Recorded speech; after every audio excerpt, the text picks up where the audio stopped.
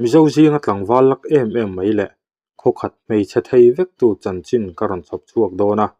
angai nomin atop thlengin milo thir sak le vek don nia tlangval Hmeltha van duai lai tuma manlai hian wang che khuwa hian tlangval Hmeltha deuh mai nulatina an ngai zon ron lai tuma hi a oma ma se mei thai fa ania wangin an kho khon bol upa te chuan an hmusit hle thunga ani chuan ngai zong bi ka neya an hla chuak thei si lova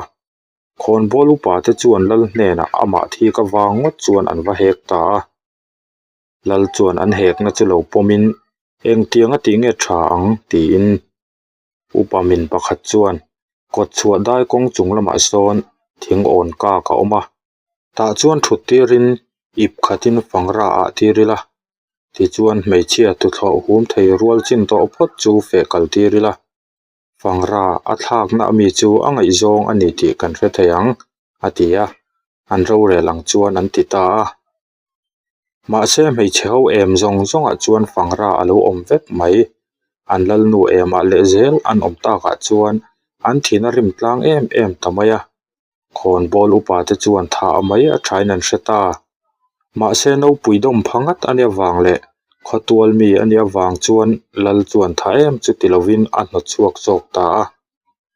an hno chuan nu hian ani chuan pan tur po nei lovin awak ro lai tar ngot maya an khodai pu pakhata chuan chena hmun tur rem zet mai hi a hmulo mai lai tumanu chuan a omna chu rei rial lawa a hreta thuaya chope turin a rukin daya chuan a vakal thina ma se lal nu chuan alo hre ru hman le pekta ma se lal nu po chuan alo ngai zon ve reng awang chuan aman cho chu va pe chi alo ma se an khonula te chu tuk thuan le zan re tur pe turin atir thina lai tuma chuan rem changa lain an thiang himna par no ngai mai chu alo thia sak ka zel mai ama ero chunu la ho chuan hnial hnekin an lo in phal rai ve ta zel bok mai chu alo nia chu tiang kho patlang wal van nei chu ama chope tu te po chu anin phok ru suau fo tum kha chu pasal tha pakhathian lai tuma omna mun chu savom pu ke mati in fin fi a han tuma a han kal chu lai tuma chu lo kho sareng mai aruk theiang berin chu pasal tha chu kholama a hole tawang wanga lal le khon bol upa te chu athil hmu chu hrilin avazual kota ani athil hmu chu a hril hnu chuan a chung thu chu an rel le ta lai tuma tom ruk na puk an hriat chhuah dan hi soidan dang a om boka soidan dang a chuan voi khat chu atan van duaina lo thleng ta nula pakhat a tom pui lain anula tom pui chuan puk pon lama chuan pai kong a lo da kher peka thli lo tho in a thlang loka kong puya pai kong chu a chem thla chu mi te chuan lo hmu in hei hi tu pai kong nge ni ta ngai le an han ti chuan chu nula chuan poi vak lo tura angai nge ata ani thu chu a soi tamaya chu ti mek lain lai tuma chu pu ka tangin alo chuak ve chi bok nen an man chuak ta nge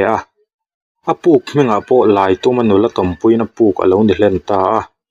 then khat phei chuan lai tuma khum ti te point an sei ve bok thin ani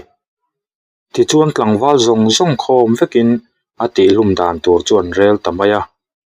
ti chuan tlang ruwak iwa hmuna nei tur chuan an ruam man ta an tum dan chuan walu pain kut chang an tumanga lia tang chuan tlangwal ho chu an lo chuakang walu pa vek chuan ral le lama sawn ngapuya oma tuin nge vaman thei omang le tin na soyang tlangwal zong chuan wal upa thu chu an oi lo der tur ania lal chuan ka tlangwal tlawm ngai le zuan zang lai tuma kha awat tlawm ngai thei don lom ni tin na sei tur ani ti in chuan thil rel chu mei thai pakhat hian alo hreru reuh maya ti chuan an thil rel dan zong chu lai tumanu chu a hril hrele vek ta a thil hriat anga hril pa chuan thuron a pe bok ta lai tumanu hnena chuan tu mei thai pitar te chuan ka thuruk lo hon che hi nang le ke bakin kan hretur ani lo an hria ani vai chuan damin kan chuak lo ve ang chu wang chuan sanghatlang vuak an lo hon huna khoya nge ka lai tuma hi tianga then khatin amma akal alai alokal nunga alokal tin an lo changang che ti chuan lali punanga anin alo ngai vender thei tawng atia sangha tlangvuak hun alo thlen chuan a pachuakin an thok chuak ta lai tuma pawh chu a chuak ve ta lia chuan ru te chu an han votran ta tlangval ho zong zong chu lia chuan an tlim hmur maya valupa chuan kut chang an tum rai maya tlangval ho zong zong chu lia tang chuan an chuak fai ta vek mai an lo rel tawng zong zong chu akal tluang zela lai tuma chu lalin kal tura ati ta ka chuan vau pia lam panin a hlo phei ta ngei maya ngapui chu avaman ta nge ya lia tanga alo chuak tur chu tlangval ho chuan lungin an lo vom ta hloma ti chuan lai tuma chu athita ani tlai lo ni chuan tlangvuak na akal ho chung ta chuan kot chua an chung ta theuh chu an lo hmuak hloma